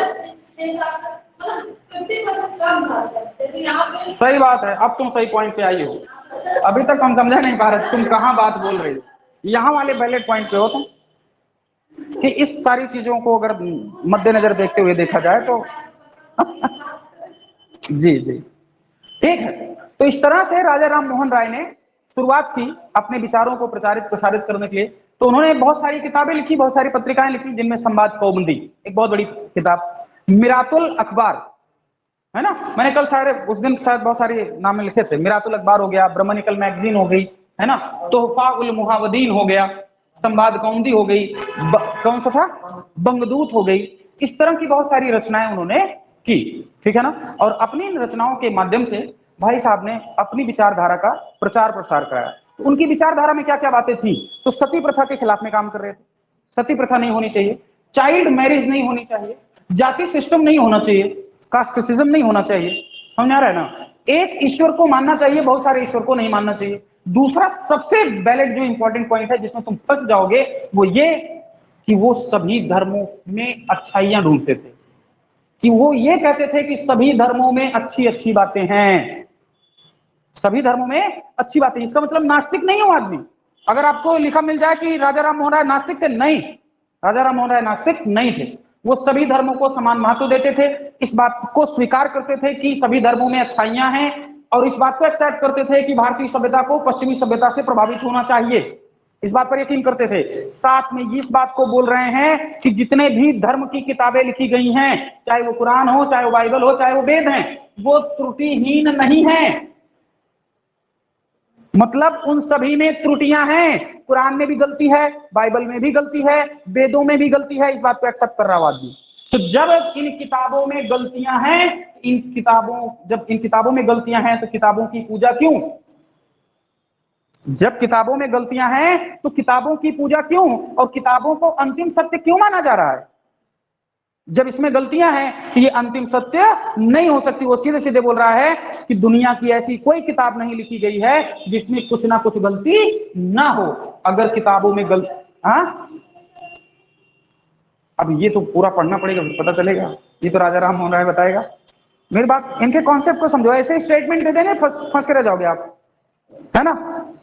क्योंकि आप अगर ये बात नहीं बताएंगे तो आपको तो ये लगेगा सर तो बता रहे थे यार, वेदों को उदाहरण दे रहे थे, उपनिषदों को उदाहरण दे रहे थे, इसका मतलब वेदों को मानता होगा आदमी। समझ आ रही ना? इसका मतलब वो क्या कह रहे हैं कि दुनिया के सभी धर्मों में अच्छी बातें हैं, दुनिया की जितनी भी धार्मिक किताबें हैं उन सभी धार्मिक किताबों में कोई ना कोई बुराई है या कोई ना कोई गलती है।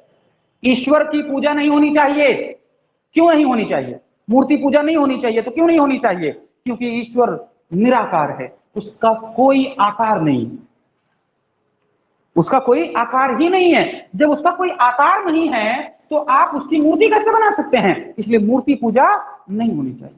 मूर्ति पूजा के खिलाफ में वो आदमी, स्टैच्यू वर्शिप नहीं होनी चाहिए, मूर्ति पूजा नहीं होनी चाहिए, जाति प्रथा नहीं होना चाहिए, चाइल्ड मैरिज नहीं होना चाहिए, सती प्रथा नहीं होना चाहिए, विधवा पुनर्विवाह होना चाहिए, महिलाओं को शिक्षा देनी चाहिए। इन सारी बातों पर वो आदमी यकीन करता है। समझ में आ रहा है? राजा राम मोहन राय से संबंधित राजा राम मोहन राय ने सबसे पहले जो संस्था बनाई उस संस्था का नाम क्या है? तो आत्मीय सभा। क्या बनाया? आत्मीय सभा। आज राजा राम मोहन राय खत्म कर दे रहे हैं। क्या बनाया उन्होंने? आत्मीय सभा बनाई, आत्मीय सभा। तो कई बार इस किताबों को लिखा गया है 1814 कुछ किताबों में, और कुछ में लिखा गया है 1815। ध्यान रखना इस बात को, ठीक है ना? तो कुछ किताबों में 1814 है और कुछ किताबों में 1815 है। क्लियर है? ज्यादा करेक्ट आंसर 1814 माना जाता है, ठीक है? आत्मीय सभा ही बाद में ब्रह्म सभा के नाम में जानी गई। बाद में क्या हुआ? ब्रह्म सभा। और बाद में यही हो गई क्या? ब्रह्म समाज। तो ब्रह्म समाज कब बनाया गया? तो आप बताएंगे 1828 में बनाया गया। ठीक बात है। ब्रह्म समाज के जो मुखिया होते थे, जो ब्रह्म समाज के मुखिया होते थे, उन्हें प्रधानमंत्री कहा जाता था। क्या कहा जाता था? प्रधानमंत्री कहा जाता था। तो ब्रह्म समाज के जो पहले प्रधानमंत्री हायर किए गए उनका नाम था तारा चंद्र चक्रवर्ती। क्या नाम है? तारा चंद्र चक्रवर्ती। अगर आपसे पूछा जाए कि ब्रह्म समाज के जो पहले प्रधानमंत्री बनाए गए उनका नाम क्या रखा गया, तो ताराचंद्र चक्रवर्ती। क्लियर हुआ? जो ब्रह्म समाज है इसकी अपनी एक मीटिंग होती थी, इसकी अपनी एक मीटिंग होती थी, मीटिंग होती थी। राजा राम मोहन राय ब्राह्मण धर्म को नहीं मानते थे, ब्राह्मणों के कर्मकांड को नहीं मानते थे, यज्ञ को नहीं मानते थे, इस बात को ध्यान रखना है, ठीक? तो ब्रह्म समाज के जो फॉलोअर्स होते थे वो एक कमरा 10 बाई 10 या 20 बाई 20 का एक कमरा बना लेते थे। उसमें कोई मूर्ति नहीं होती थी, कोई किसी भी तरह की कोई धार्मिक किताबें नहीं होती थी, है ना? उसी घर के अंदर जाकर के ये लोग ध्यान लगाते थे। लेकिन जो इनमें प्रॉब्लम थी वो ये कि जब उसमें कोई किताब नहीं है, जब उसमें कोई मूर्ति नहीं है ना, जब इस तरह की चीजें नहीं है, तब आप लोग उस घर में इंटर करने से पहले अपने जूते और चप्पल क्यों निकाल रहे हो? इसका मतलब है कि आपके दिमाग में भी कुछ चल रहा है। यानी कि जब भी मीटिंग होती थी, जब भी ब्रह्म समाजी अंदर जाते थे रूम के अंदर, तो सारे के सारे ब्रह्म समाजी जूते और चप्पल निकाल के बाहर रखते थे, फिर एंटर करते थे। इसका मतलब आप भी त्रुटिहीन नहीं हैं, आप में भी कमियां हैं। आप जो कह रहे हैं उस पर यकीन नहीं कर रहे हैं। आपने कहा कि बहुपत्नी प्रथा नहीं होनी चाहिए, आपने खुद 3 शादी करके बैठे हैं आप, है ना? आप कहते हैं कि बहुपत्नी विवाह नहीं होना चाहिए और आप खुद 3 शादियां करके बैठे हैं, है ना? 3 शादियां करके आप बैठे हैं, ये बहुत बड़ी कमी है। आप कहते हैं कि ब्राह्मण धर्म को नहीं मानना चाहिए, कर्मकांड नहीं मानना चाहिए, आपने पूरे जीवन आजीवन जनेऊ पहना, तो जनेऊ क्यों पहना आप कहते हैं कि जातिवाद नहीं होना चाहिए, कास्टिज्म नहीं होना चाहिए। जब भी आप आउट ऑफ इंडिया होते हैं, जब भी आप आउट ऑफ सिटी होते हैं, तब जब आप बाहर होते हैं तब आप सिर्फ और सिर्फ अपना रसोइया ब्राह्मण लेके जाते हैं। क्यों? क्योंकि आप ब्राह्मण हैं, इसलिए। दलित क्लास का रसोइया क्यों नहीं ले गए आज तक आप? ये आलोचना करने का बिंदु है। इसका राजा राम मोहन राय का। बंगाल में कॉर्नवालिस के द्वारा लागू किया गया परमानेंट सेटलमेंट, जो कि मजदूर, जो किसान लोग थे उनका शोषण कर रहा था, उनको परेशान कर रहा था, क्योंकि आप जमींदार क्लास से आते थे, इस वजह से आपने परमानेंट सेटलमेंट का समर्थन कर दिया। परमानेंट सेटलमेंट का समर्थन किया साथ में किसने? राजा राम मोहन राय ने। तो क्यों समर्थन किया भाई? आपको मजदूरों पर दया नहीं आ रही थी, किसानों पर दया नहीं आ रही थी। परमानेंट सेटलमेंट जिसे स्थायी बंदोबस्त कहते हैं, आप उसका समर्थन कर रहे थे, जो कि जमींदारों के हित में था और किसानों के विरोध में था, उनका शोषण कर रहा था उस सेटलमेंट। समझ में आ रहा है? तो ब्रह्म समाज बनाया इन्होंने, ठीक है। ब्रह्म समाज बना करके इन्होंने एक ईश्वरवाद यानी कि एक ईश्वर यानी कि मोनोथिज्म को प्रसारित कर रहे थे, सती प्रथा के विरोध में थे, और अपनी जो और भी बहुत सारी विचारधाराएं थी उन सभी का समर्थन कर रहे थे। ठीक, ये प्रक्रिया एक लंबे टाइम तक चली। उसी बीच में मुगल बादशाह अकबर सेकंड के द्वारा अपनी पेंशन जो रुक गई थी उनकी 8 लाख रुपए की, उस पेंशन की डिमांड को फिर से कंप्लीट करवाने के लिए राजा राम मोहन राय को राजा का टाइटल दे करके ब्रिटेन के शहर ब्रिस्टल भेजा गया, जहां पर महारानी रहती थी विक्टोरिया, ठीक है ना, प्रिवी काउंसिल में भेजा गया था। वहां पेंशन तो एक्टिव कराने में असफल रहे, और इस असफलता की वजह से वो बड़ा निराश हुए, और फाइनली 1833 में उनकी डेथ हो गई। फाइनली ब्रिस्टल के शहर में राजा राम मोहन राय की समाधि बना दी गई, और उनकी समाधि पर आज भी हरिकेली नाटक की कुछ लाइनें लिखी गई हैं, जो कि विग्रहराज चतुर्थ ने नाटक लिखा था। तो राजा राम मोहन राय की डेथ कहां हुई? ब्रिस्टल में। जन्म कहां? हाँ, नहीं लाए, क्योंकि वो पश्चिमी सभ्यता से प्रभावित आदमी था,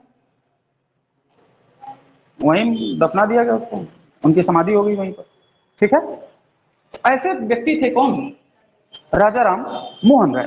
तो राजा राम मोहन राय के समय जो ब्रह्म समाज का जो पहला प्रधानमंत्री बनाया गया, उस आदमी का नाम क्या? तारा चंद्र चक्रवर्ती। क्लियर हो? अब इसी को ध्यान से समझना, क्योंकि किताबों में ऐसा लिखा हुआ है कि खोपड़ी खराब हो जाएगी लेकिन समझ में नहीं आएगा, ठीक है। देखो इस ब्रह्म समाज को, ब्रह्म समाज को देखो, ब्रह्म समाज को कब बनाया गया? तो 1828 में बनाया गया। क्लियर हुआ? इसके पहले प्रधानमंत्री कौन बनाए गए? तारा चंद्र चक्रवर्ती। तारा चंद्र चक्रवर्ती बनाए गए, ओके। इसको बनाने वाला व्यक्ति कौन है? तो राजा राम मोहन राय। कौन है? राजा राम मोहन राय इसको बना रहे हैं। नेक्स्ट, तो जब राजा राम मोहन राय की डेथ 1833 में ब्रिटेन के ब्रिस्टल में हो गई, तो ब्रह्म समाज का लीडर कौन बना फिर? तो ब्रह्म समाज का लीडर बना फिर रामचंद्र विद्यावगिष्ठ। क्या नाम है? रामचंद्र विद्यावगिष्ठ नाम इस आदमी का। यानी कि जब राजा राम मोहन राय मरे होंगे तो किसी न किसी व्यक्ति ने ब्रह्म समाज को लीड किया होगा ना, उस व्यक्ति का नाम क्या है? रामचंद्र विद्यावगिष्ठ। लेकिन रामचंद्र विद्यावगिष्ठ उतने काबिल इंसान नहीं थे। बहुत ही कम समय में रामचंद्र विद्यावगिष्ठ की मुलाकात हो जाती है रविंद्रनाथ टैगोर के पिता देवेंद्रनाथ टैगोर से। तो 1842 में, समझ में आ रहा है ना, 1828 में बना, 1833 में टूट गई, मतलब ब्रह्म समाज में राजा राम मोहन राय नहीं रहे, तो 1833 से 42 तक कौन संभाला? रामचंद्र विद्यावगिष्ठ संभाले, ठीक है ना। और उसके पहले हेड कौन रहे? ताराचंद्र चक्रवर्ती रहे। समझ में आ रहा है ना। और ये एक लंबे टाइम तक हेड हैं, अभी भी ताराचंद्र चक्रवर्ती हेड हैं, जब रामचंद्र विद्यावगिष्ठ इसको लीड कर रहे हैं। रामचंद्र विद्यावगिष्ठ उतने काबिल नहीं थे ब्रह्म समाज को चलाने में, ब्रह्म समाज को चलाने में। इस वजह से 1842 में रामचंद्र विद्यावगिष्ठ ने रविंद्रनाथ टैगोर के पिता देवेंद्रनाथ टैगोर को ब्रह्म समाज का मुखिया यानी कि आचार्य घोषित कर दिया। यानी कि देवेंद्रनाथ टैगोर ब्रह्म समाज में कब शामिल हुए? कब शामिल हुए? 1842 में, 1842 में ये इसके आचार्य हो गए। क्लियर हुआ? 42 में देवेंद्रनाथ टैगोर आर्य समाज को लीड करने लगे, ब्रह्म समाज को लीड करने लगे, सॉरी भाई, ठीक है। और तुमको मैं बताऊं कि राजा राम मोहन राय ने हिंदू कॉलेज और वेदांत कॉलेज भी तो बनाया था। बताया था ये बात? नहीं बताया? बताया। हिंदू कॉलेज जिसे प्रेसिडेंसी कॉलेज कहा जाता है ना, डेविड हेयर, हाइडिश, रासमणी देवी, इन सबसे मिलकर बनाया गया था ना। यानी कि 1817 में हिंदू कॉलेज बनाया और वेदांत कॉलेज इन्होंने बनाया 1825 में। तो वेदांत सोसाइटी अगर लिख दिया जाएगा तो हो जाएगा विवेकानंद। तो गड़बड़ाना मत इसको, ठीक है ना। वेदांत कॉलेज जब भी कहा जाएगा तो राजा राम मोहन राय, जब भी वेदांत सोसाइटी की बात की जाएगी तो आप बताएंगे स्वामी विवेकानंद, वो भी न्यूयॉर्क में, भारत में वो भी नहीं, अमेरिका के शहर न्यूयॉर्क में वेदांत सोसाइटी बनाई है किसने? राजा स्वामी विवेकानंद ने। वेदांत कॉलेज और हिंदू कॉलेज नाम के जो संस्थान बनाए वो किसने बनाए? राजा राम मोहन राय ने बनाए, ठीक बात है। यही जो हिंदू कॉलेज है, इसी हिंदू कॉलेज को 1855-56 से क्या कहा जाने लगा? प्रेसिडेंसी कॉलेज कहा जाने लगा इसको। प्रेजेंट में इसे प्रेसिडेंसी कॉलेज कहा जाता है क्योंकि कलकत्ता में पहली बार प्रेसिडेंसी बनाई गई थी। समझ में आया? तो हिंदू कॉलेज ये क्या बना? प्रेसिडेंसी कॉलेज बना। वेदांत कॉलेज किसने बनाया? राजा राम मोहन राय ने बनाया। दिल्ली यूनिवर्सिटी का भी एक कॉलेज है जिसका नाम है हिंदू कॉलेज, यानी कि हिंदू कॉलेज अब दो हो गए, एक कलकत्ता में और एक दिल्ली में। तो जो कलकत्ता वाला है वो हिंदू कॉलेज नहीं है बल्कि अब क्या है? प्रेसिडेंसी कॉलेज है। लेकिन दिल्ली वाले का नाम क्या है? अभी भी उसका नाम हिंदू कॉलेज है, ठीक है ना। तो वेदांत कॉलेज बनाया था, समझ में आ रहा? ये दोनों चीजें किसने बनाई? राजा राम मोहन राय। आप समझो, क्योंकि ये मामला 1842 का है। 1842 का मैंने बताया कि ताराचंद्र चक्रवर्ती अभी भी लीडर है, प्रधानमंत्री के पद पे हैं। जैसे कांग्रेस का अध्यक्ष एक लंबे टाइम तक बना रहता है कोई आदमी, कोई दिक्कत होता है? नहीं होता है। लेकिन जैसे मल्लिकार्जुन खड़गे को कांग्रेस का अध्यक्ष बना दिया गया, लेकिन असली नेता कौन है? मल्लिकार्जुन खड़गे। सोनिया गांधी और राहुल गांधी असली नेता है ना, वो तो पपेट के रूप में काम कर रहा है वो आदमी कि कोई हमारा आदमी नहीं है, देखो गांधी की फैमिली का अध्यक्ष नहीं, कोई दूसरा आदमी। लेकिन मल्लिकार्जुन खड़गे वही काम करेगा ना जब तक ये दोनों परमिट नहीं करेंगे। ठीक उसी तरह से ताराचंद्र चक्रवर्ती भी थे, लेकिन इतना ऐसा रोल नहीं था, इनकी भी अपनी अकाउंटेबिलिटी थी, अपनी भी रिस्पॉन्सिबिलिटी थी, पढ़े लिखे आदमी थे। कौन? ताराचंद्र चक्रवर्ती था। हिंदू कॉलेज में ब्रह्म समाज के लोग ताराचंद्र चक्रवर्ती के नेतृत्व में, हिंदू कॉलेज में ब्रह्म समाज के बहुत सारे लोग, कलकत्ता के बहुत सारे बुद्धिजीवी लोग ताराचंद्र चक्रवर्ती के नेतृत्व में, ध्यान से समझना मैं क्या बोल रहा हूं, क्या ब्रह्म समाज और हिंदू कॉलेज अलग अलग है? नहीं। लेकिन हिंदू कॉलेज का जो प्रिंसिपल था उसका नाम था रिचर्डसन। उस समय की बात बोल रहा हूं, यानी कि ये घटना मैं बता रहा हूं 1843 की, जस्ट एक साल के बाद। इसका मतलब कौन होगा? ताराचंद्र चक्रवर्ती हेड होंगे, पीएम होंगे। ताराचंद्र चक्रवर्ती अपने विचारों का प्रचार प्रसार करने के लिए अपने ब्रह्म समाजियों को लेकर के हिंदू कॉलेज में और उन हिंदू कॉलेज के विद्यार्थियों को सामने सेमिनार हॉल में बैठ के ऐसे चर्चा चल रही थी। किस बात पर चर्चा चल रही थी? अंग्रेजों की न्याय व्यवस्था और अंग्रेजों की पुलिसिंग व्यवस्था पर चर्चा हो रही थी। यानी कि अंग्रेज किस तरह का न्याय कर रहे हैं, किस तरह का प्रशासन चला रहे हैं, इन सारी बातों पर एक चर्चा चल रही थी। तो ताराचंद्र चक्रवर्ती के नेतृत्व में चर्चा चल रही थी और उस समय हिंदू कॉलेज का जो प्रिंसिपल था वो ब्रिटिश आदमी था जिसका नाम था रिचर्डसन। क्या नाम था? रिचर्डसन नाम था उस आदमी का। ताराचंद्र चक्रवर्ती के नेतृत्व में ताराचंद्र चक्रवर्ती ने अपने एक ब्रह्म समाजी दक्षिणारंजन मुखोपाध्याय, क्या नाम? दक्षिणारंजन मुखोपाध्याय से बोला कि तुम भाषण दो। किस विषय पर? पुलिसिंग व्यवस्था, न्याय व्यवस्था पर।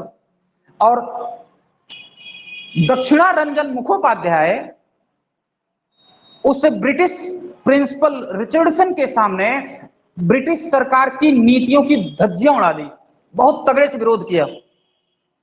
अभी कौन? दक्षिणारंजन? अरे मेल कैंडिडेट थे, ठीक है ना, मेल कैंडिडेट थे। तो जब उन्होंने पुलिस व्यवस्था, न्याय व्यवस्था, प्रशासन की व्यवस्था पूरा मखौल बना दिया और पूरी की पूरी कमियां गिना दी, कितनी इतनी सारी कमियां हैं आपके न्याय व्यवस्था में, प्रशासन में, तो रिचर्डसन से बर्दाश्त नहीं हुआ। उसने दक्षिणारंजन मुखोपाध्याय के भाषण को बीच में ही टोका।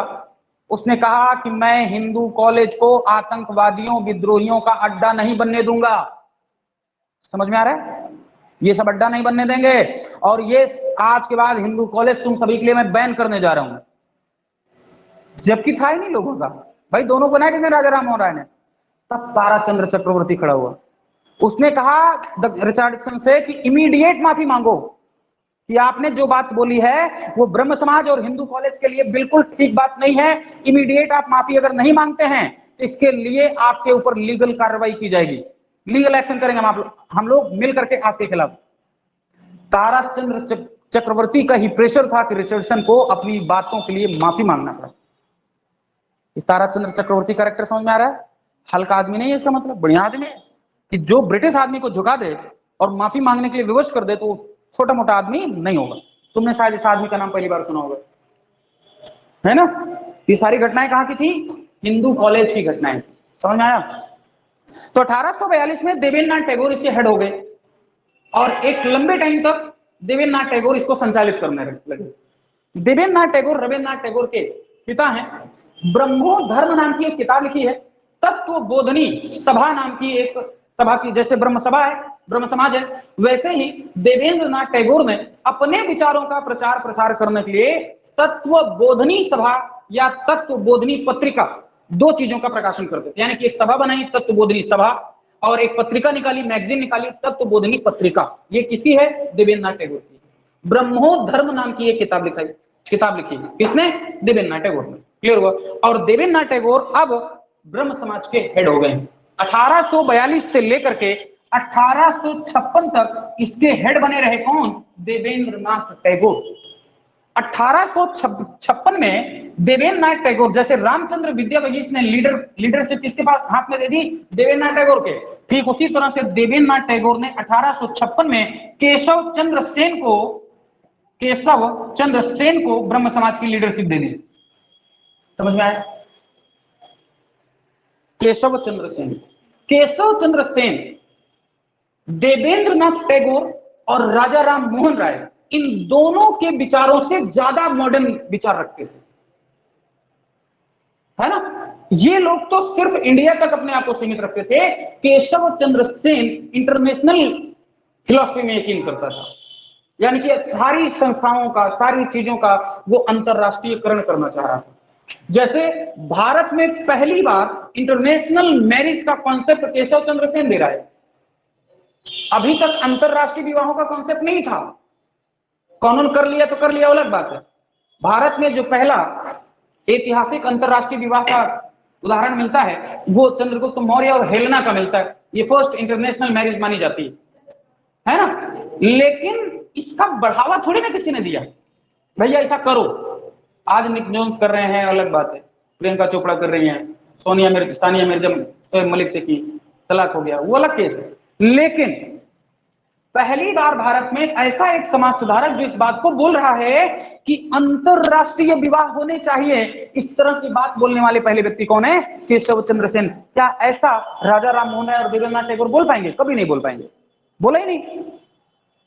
मैंने बोला था कि राजा राम मोहन राय जनेऊ धारण करते थे, राजा राम मोहन राय की ही फिलॉसफी पर पूरी तरह से यकीन करते थे। कौन? देवेंद्रनाथ टैगोर। देवेंद्रनाथ टैगोर ने तत्वबोधनी जो सभा बनाई थी, उस सभा में सिर्फ एक काम था कि राजा राम मोहन राय के विचारों का प्रचार प्रसार करना। उस सभा में वैसे ही होता था। तो जब उनकी आइडियोलॉजी को एक्सेप्ट कर रहा वो आदमी, तो क्या वो आदमी जनेऊ नहीं धारण करता होगा?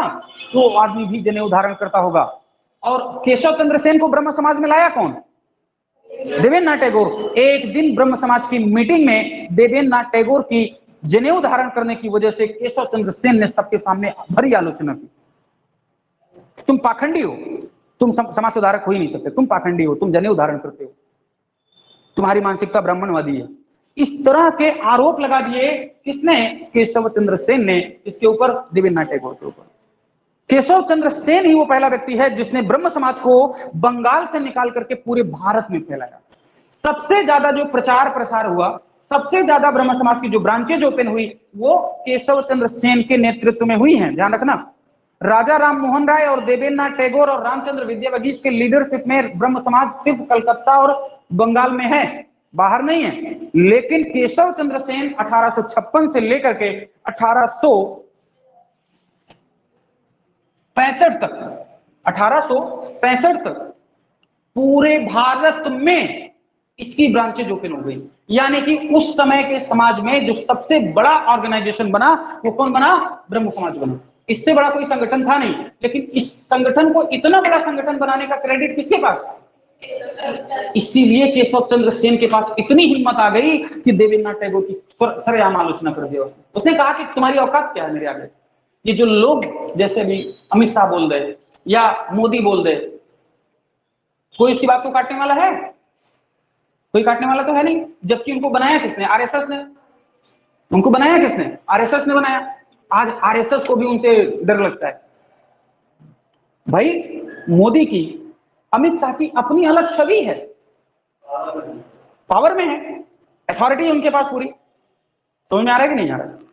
वैसा ही केशव चंद्र सेन था, उसने कहा कि जो मास मीडिया है, ये जो मास है, जो पब्लिक है, वो हमारी है, तुम्हारी नहीं है, ये सब हमारे विचारों पे आए हैं। लेकिन केशव चंद्र सेन ने इतनी मतलब खूब सारी अच्छी अच्छी बातें की इस आदमी ने। जाति प्रथा का विरोध किया, विधवा पुनर्विवाह को प्रोत्साहन दिया, बहुत अच्छी अच्छी बातें की, ईश्वर को नहीं मानने की बात कही, मूर्ति पूजा को नहीं मानने की बात कही, बहुत बढ़िया बातें की इस आदमी। लेकिन 3-4 बातें निहायती घटिया की इसने। क्या क्या? महिलाओं को प्राइमरी एजुकेशन देनी चाहिए, हायर एजुकेशन नहीं। क्या कहा? महिलाओं को सिर्फ और सिर्फ प्राइमरी एजुकेशन देना चाहिए, हायर एजुकेशन नहीं। क्यों? क्योंकि हायर एजुकेशन देंगे, उच्च शिक्षा देंगे, तो ये बिगड़ जाएंगे। समझ आ रहा है? ये बिगड़ जाएंगे। दूसरा,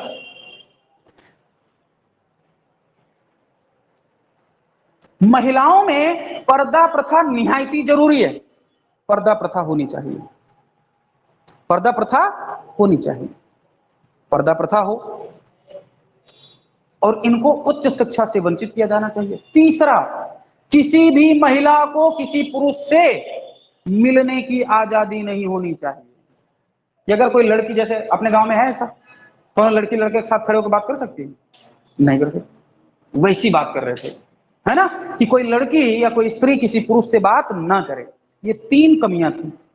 चाइल्ड मैरिज के भी समर्थन में था आदमी। क्यों? कैसे पता चला?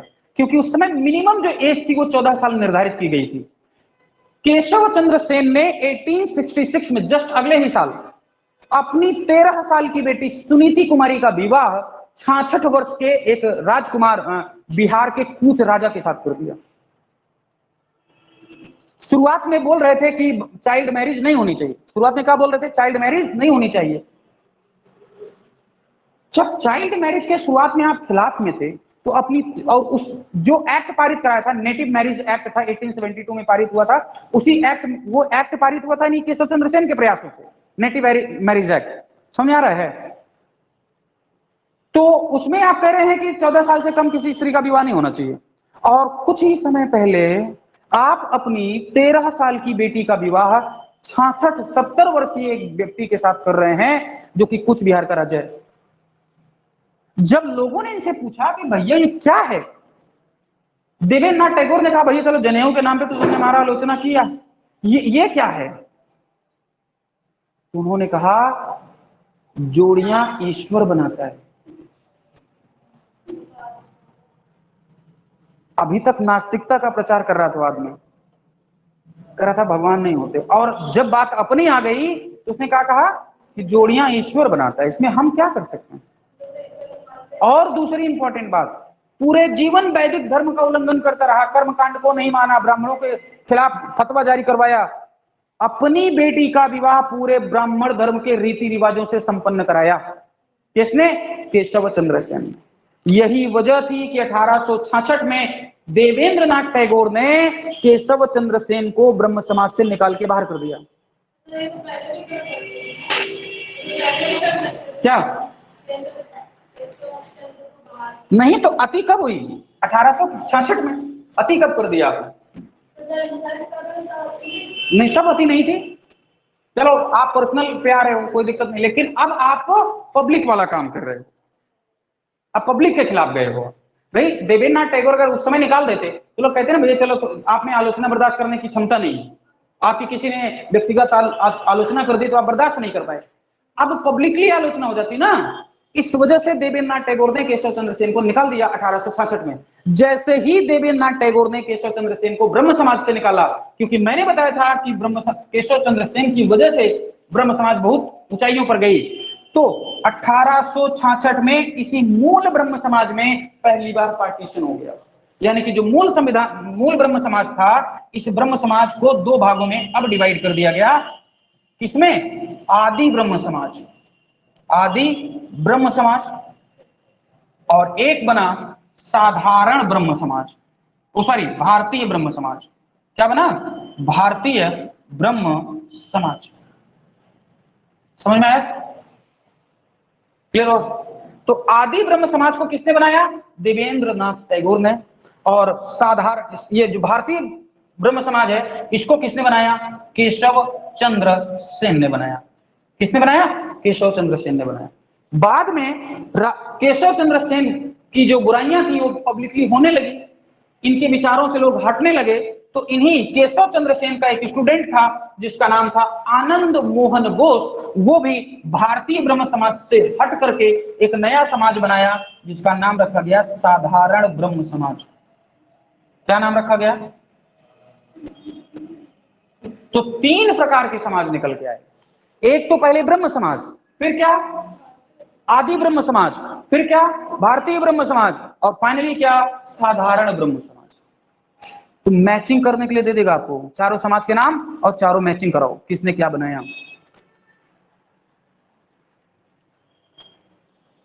आ रहा है समझ में? आ रहा है पक्का? कल पढ़ाएंगे, पहले सब पूछेंगे कलम।